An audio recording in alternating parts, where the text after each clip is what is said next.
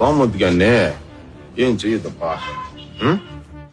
అరే ఇప్పుడే చంపేస్తానన్నా.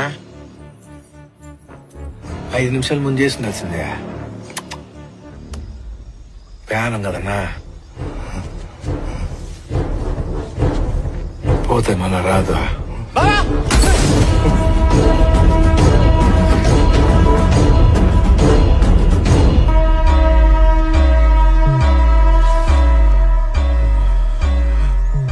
ఏందన్నా గమ్మునుండావా? ఆ సౌండ్ ఏందనేదా?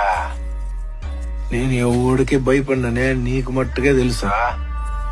కానీ మార్కెట్ మొత్తం తెలవాలంటే ఆ మాత్రం సౌండ్ ఉండాలా. నా